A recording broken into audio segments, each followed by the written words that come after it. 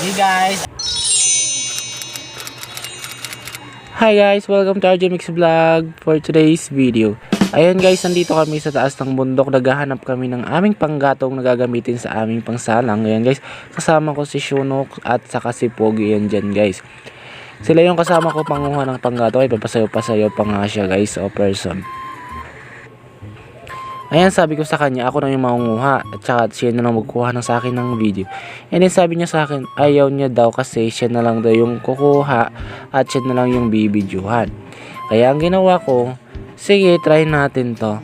Ayan, kasama namin si Pogi, nangunguha na siya ng mga panggatong na dala namin yan. And then yan nga, tinapon niya dyan sa baba at hindi niya na kinuha. Sabi ko nga sa kanya, bakit mo tinapon dyan? Nadadalhin natin yan papunta doon sa ibaba ng falls.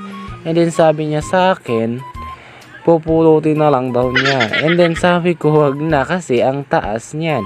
Kaya ang ginawa ko, lumakad na lang kami papunta doon sa ibaba ng falls kasi magsasalang na kami ng aming lolotoan. And then nga po, natawa siya kasi natusok siya ng dulo ng kahoy.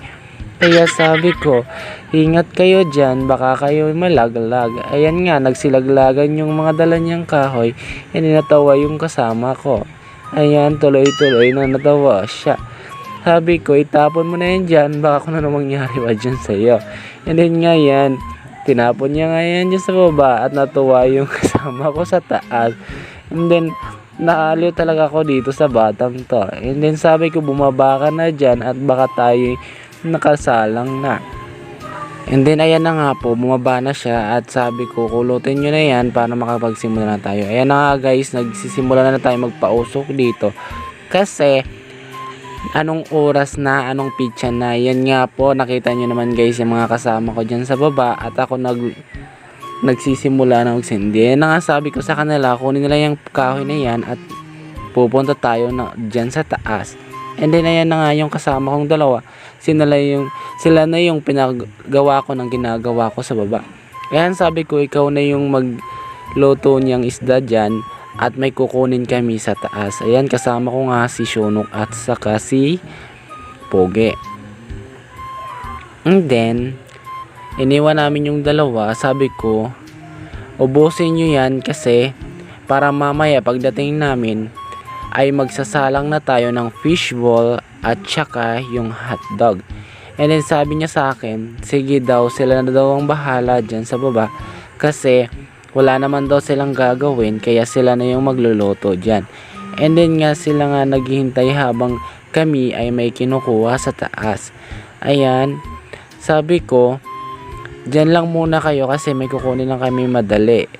Sabi naman sa akin ng dalawang to, sige kuya, kami na ang bahala. Ayan nga, bumaba na ulit ako at pinagpatuloy ko ulit yung ginagawa nila.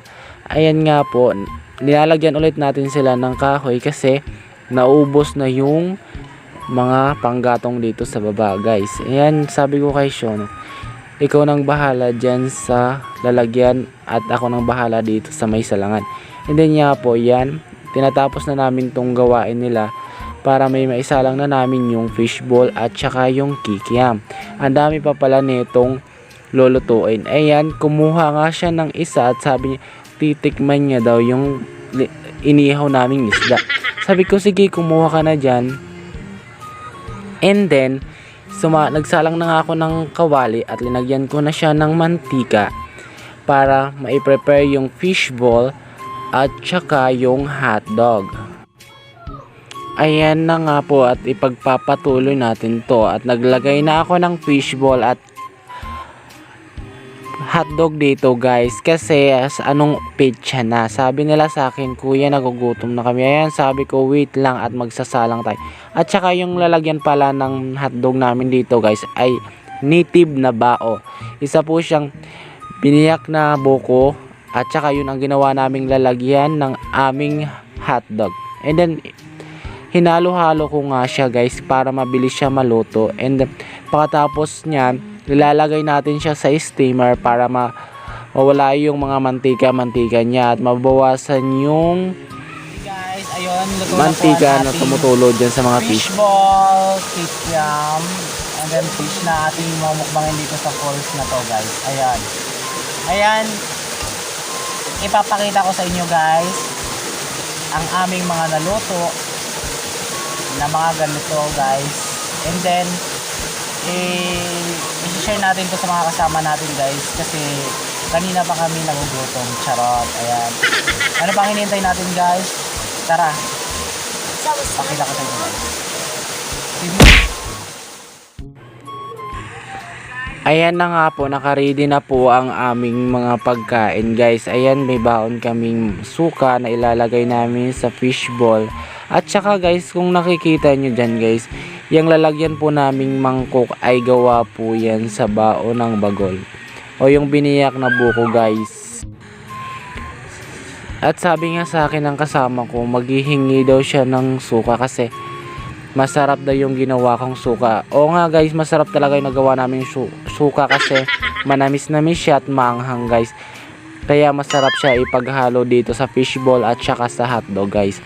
Ayan, tingnan nyo naman kung makikita nyo, tig-isa-isa kaming stick dito.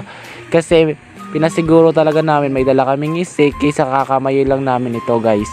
And then, ayan, unang subo ko nga, sabi ko, wow, ang sarap pala nito. Kala ko hindi ma-combine to dito sa fishball yung dala naming suka. Over talaga, guys, sobrang sarap nito. Tamang-tama siya i-partner dito sa suka at saka dito sa fishball. Sabi ko nga, pag naubos nyo na yan, maglalagay ulit tayo ng second batch. Ay, natawa ako dito kasi ang angang daw ng suka, guys. Ayan, guys, maangaw daw sabi niya. Ayan, natawa tuloy yung mga kasama namin.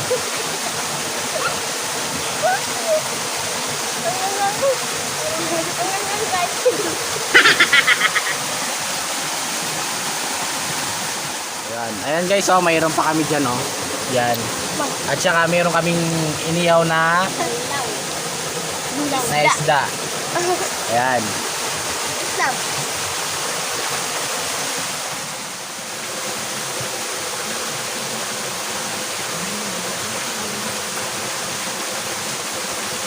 Meron pang isa diwa.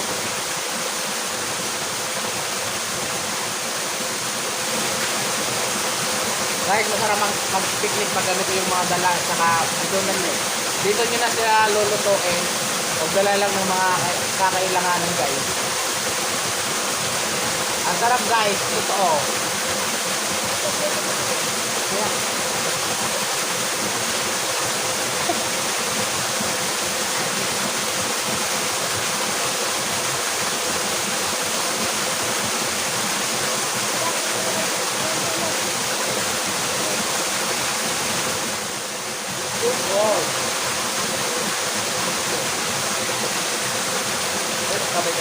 Ayun, guys, hanggang dito na lang ang aming vlog ngayon or video namin, guys.